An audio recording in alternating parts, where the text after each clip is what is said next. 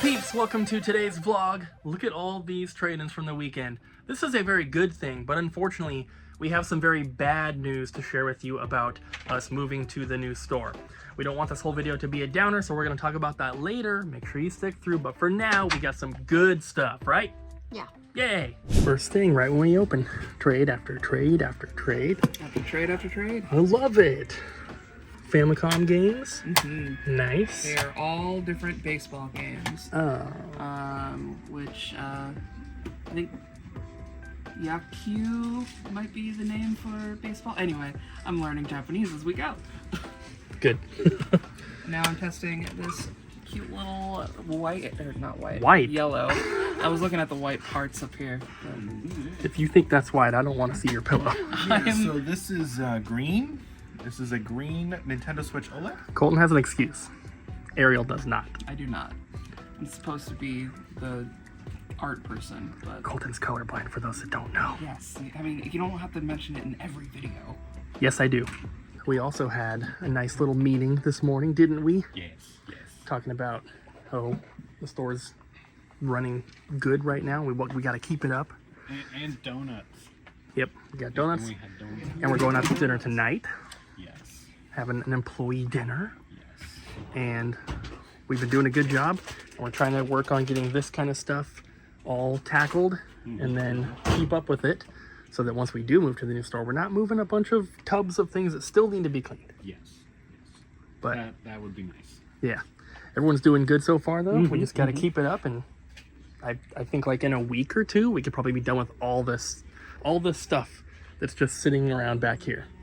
Imagine if it was super nice and clean and we didn't have any of these. It would be beautiful. It's gonna be so empty and sad. Good. I like it being full and cozy. No. It's nice. Ryan, The people like it. you might be a hoarder. Did I hardly know?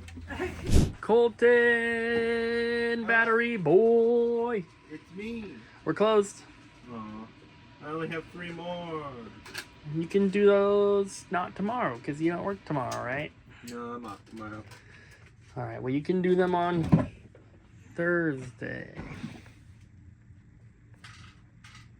So yes, Jess, we are closed for today. Didn't really get to do much filming, unfortunately. I was on the phone all day with Comcast and the realtor and everything. Yay. Not a very fun day, Ryan. It was fun for me. Yeah. Good. So we are going out to our employee dinner. We're going to Kenji's, and you know your boy's gonna get a Pokeball. Pokeball. Because I'm such a big Pokemon fan. Heck yeah. Are you gonna get a Pokeball? Yeah. Ryan's probably gonna get ramen like a simp. I'll probably get a rice bowl. Okay, Ryan's gonna have white rice only. What? He said it. He said rice bowl. No. Okay, you can have some salmon in it. No. You can have some salmon No. like me. No. Yes! Alright guys, we're gonna go to dinner. We will be back in the morning to do fun stuff here at the game store. Good morning guys, and welcome back to the store. Today we are going to try to film a lot more for you guys. Yesterday was just so busy, just on the phone nonstop. Didn't have much of a chance to film. I am the first one here right now, so I'm about to print orders. Let's see what we got for this morning. The orders are printing, and Ariel's here. I'm here. Welcome in. Thanks. So we are about to go through and pull these orders and show you guys some of what was purchased on our website overnight. But this morning, I was talking with someone through eBay. They were interested in an item that we had listed both on eBay and on our website, and it's been here in store. We've had it for a very, very long time, and that is the sealed graded copy of Danny Sullivan's Indy Heat. If you look at price charting, you can look at all the past sales. If you go to the new or the graded tab, there's only like 4 or 5 that have ever sold factory sealed. Not just graded, but just sealed at all. And we happen to have one of them. So it's a very, very rare, but it's Danny Sullivan's Indy Heat. It's not the most popular title, right? So we've been trying to sell it for a long time, lowered the price many, many times, started it way higher. I think we started it at like like $3,000, $4,000, $5,000, $6,000. I can't remember. So it did just end up selling, which is super cool. I'm very, very happy because we've had it for such a long time. And this is a big sale. It still was not super cheap, although we had lowered the price many times. Lowered it just a little bit more because the person made an offer that was less than what we had it listed for, but it was close enough and I thought that it was pretty fair. So how did you even get it? I bought this from someone. It was just someone that I would always buy some video games from, and they got it like at a garage sale or through a Craigslist deal, something like that. I got that. I also got sealed Jeopardy or Wheel of Fortune, not Jeopardy, Caesar's Palace, and Mario 3. They were all sealed. Already graded? Or No, they were not graded. All right. I sent them in. Obviously, these were graded through WADA, which, you know, all the controversy stuff, but I did that like years and years and years ago. It's the only shipment I ever sent to WADA. I've only ever graded video games twice. I did one with VGA like 2015, yeah, and then I did one with WADA like 2017, something like that. But I'm very happy that it sold, and hopefully they enjoy this rare piece. I think they said that they might try to get it regraded. So we'll see. I don't know. Would you put like a box over the grade box? So like graded WADA, graded. Just two slabs with this grade still intact, but on the inside. It's never been done before. He could do it. That would be pretty cool. We have a ton of pre-orders, two more copies of Luigi's Mansion, and a third one right there. Cocoon for PS5, Cocoon for Switch, RPG Maker for Switch, RPG Maker for PS5. As you can probably imagine, the Cocoons and RPG Makers are all going to the same person. We have a $100 mystery box.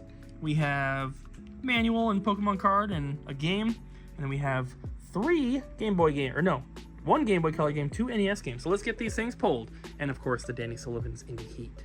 Those ones are pulled for the most part. This person bought 2 copies of Tetris, one of them marked as damaged, which normally, according to the way we do things, would be that the plastic had like a crack in it or a hole or something like that.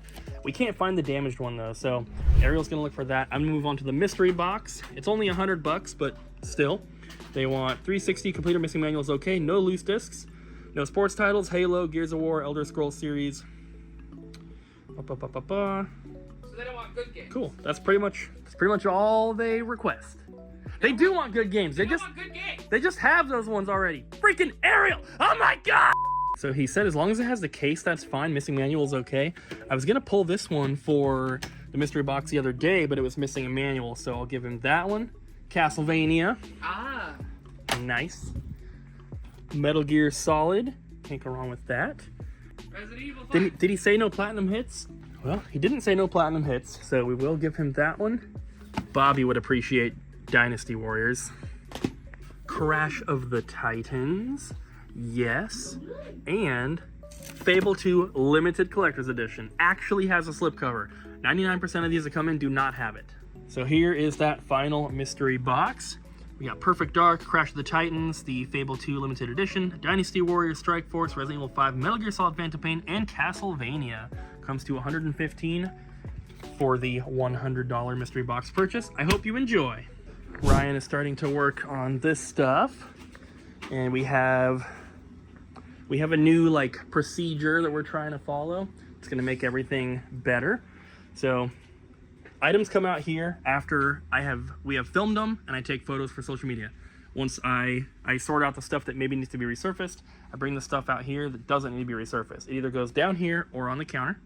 And then what's the first step? So we separate the dirty here from the clean.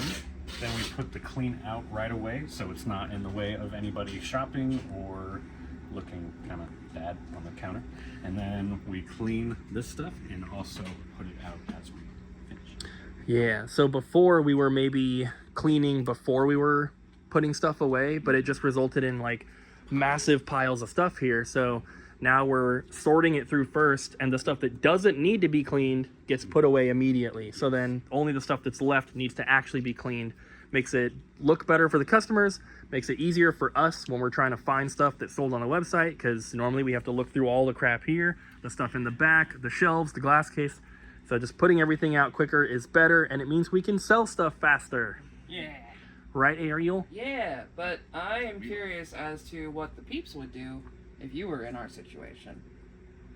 I'm asking you to comment. Please comment down below. How would you do it? Maybe there is a better way. Yeah.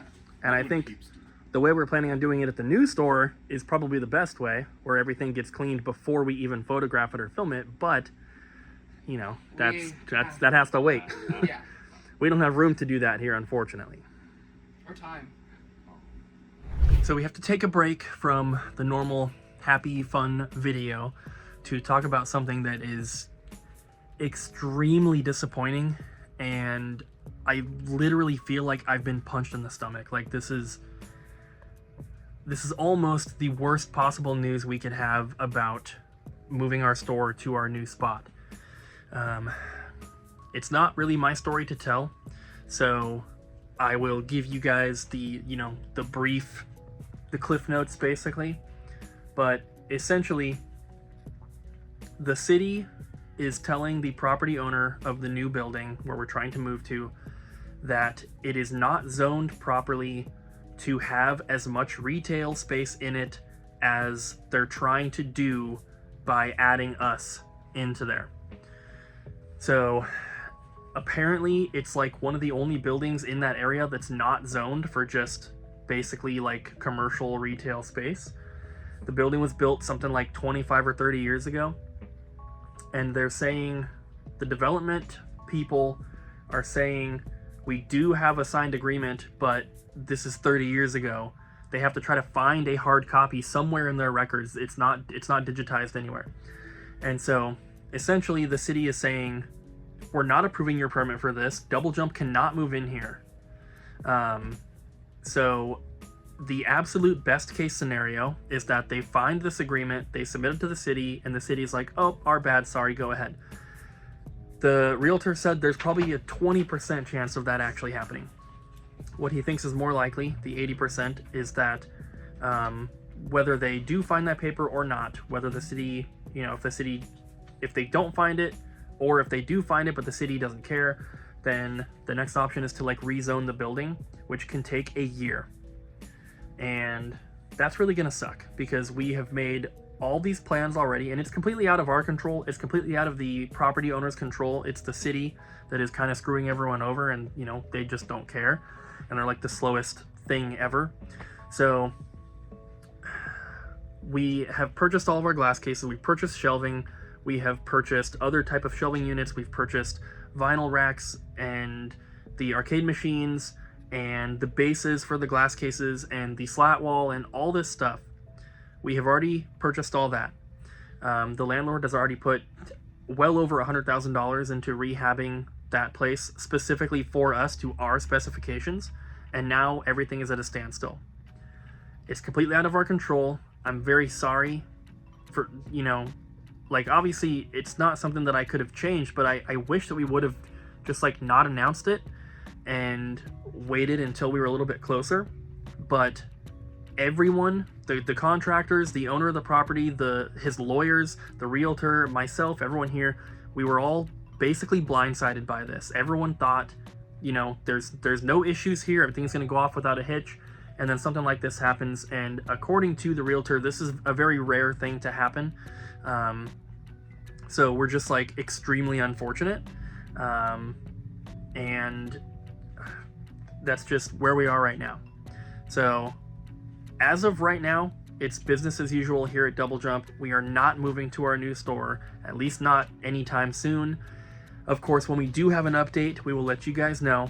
But as of right now, there really isn't anything else that we can do or talk about or anything. So we're probably just going to not even mention the new store for a while, because I don't want to get people's hopes up, and I don't want to get my hopes up, because we were extremely excited to do this, and now we can't, at least not for quite some time. So I am sorry, guys.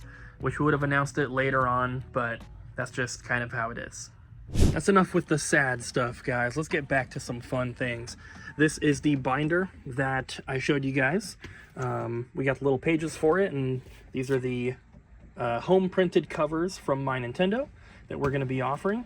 And we have little cardstock paper that I put in each sleeve because the sleeves are very thin.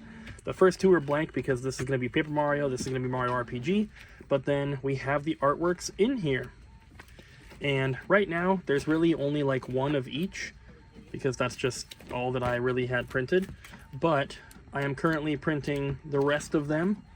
There's a lot. This is going to take all day, if not into tomorrow, to print, because I'm trying to get like 5 of each in here minimum.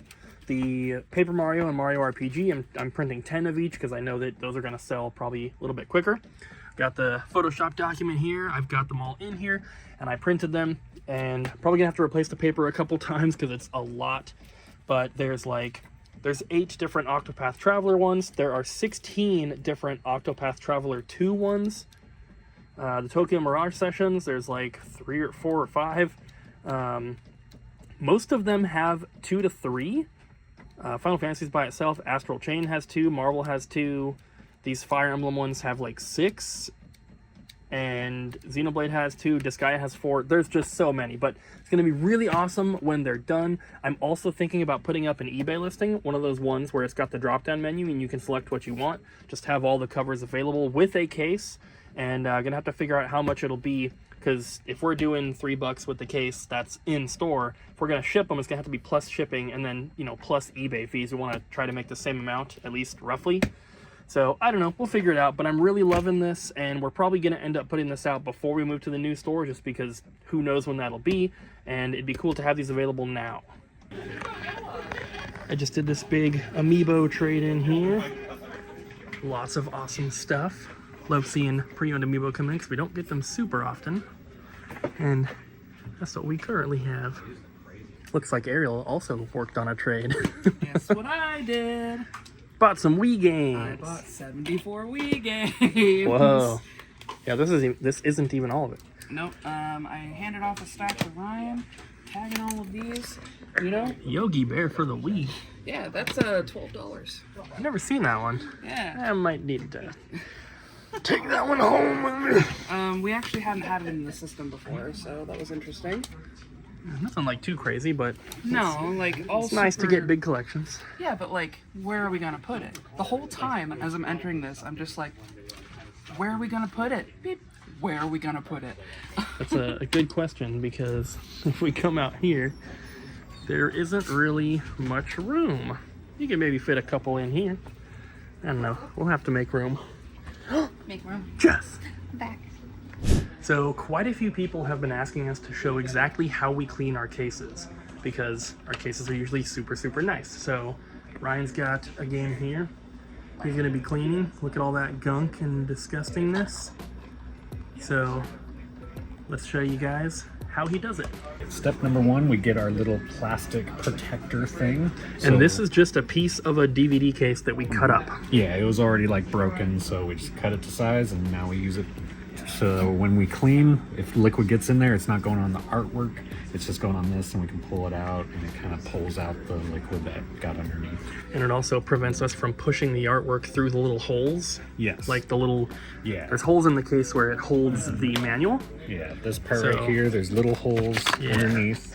So if you push the artwork through there, it can get dented and just kind of be ugly. So yeah, misshape it. This prevents the artwork from getting wet, but also prevents that from getting dented. Yes. So that is step 1, is to get that in there. And we don't have to do that for all of them, but for something like this. Step 2, I like to try and get easy stickers that are easy to pull off with my hands. That way I'm not like spreading the goop around, because if I like just use Goof Off to pull it off, like that sticker goop underneath will like be transferred onto the towel and it gets dirtier faster. So I try to like pull off anything I can with either like a Scotty Peeler. You can use like the edge of a scraper. We have thing. these little plastic razor blade things. Yeah, those work really well. Yeah, we'll use liquid to soften the adhesive like this. Undo, So, awesome like, product, not a sponsor obviously. Yeah. So you see all this like an old adhesive that's on there. We would put some of this on there. It softens up the sticker goop, and then we can easily just scrape it off. Look how easy that comes off. Pretty darn easy. It didn't get fully soaked, but Yeah, it'll take a couple couple swipes through, but that'll get it off pretty good. Yeah, and then I just pull this out and it dries like super fast since it's like Alcohol based. lighter fluid stuff. Yeah. So we'll do that a few times and it'll be looking good. Oh yeah. Is this pass number 2 or 3? This is just the second pass. Okay, cool. But I let it soak in a little bit longer this time, so it pretty much got it all. It's just a little liquid that's underneath there. And then also our kind of general rule of thumb is that if it's going to take longer than like a minute or two to clean the case, we will just replace it with a brand new one. Yeah. But for this one, we want to show you this case cleaned, all nice. And this one isn't too bad, so like we probably wouldn't have replaced it. Yeah, it's only usually when like the edge is like broken, it's not like closing anymore, or like this edge right here is starting to crack and separate. Or sometimes we just get some that have like those really bad stickers that even if you remove them, the plastic's all deformed where it was. Yeah. Stuff like that we'll replace. Yeah.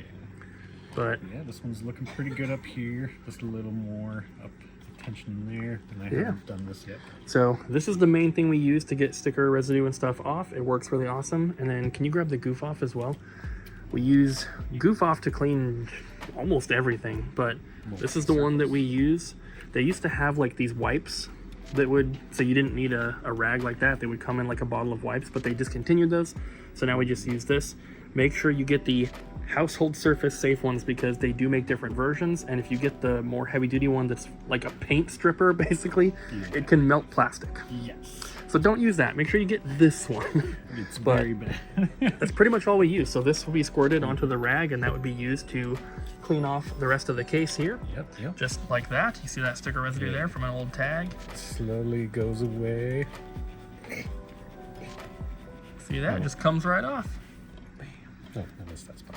And that's pretty much all we do, guys. So just undo and Goof Off, not a sponsor, but that is what we use. And then a rag, a little plastic razor blade scraper thing, a box cutter, and a little piece of plastic from a broken DVD case. Yeah, and your games could look just like this. Sparkle, sparkle. That's it. It's so beautiful. It works. It is beautiful. But it is frustrating.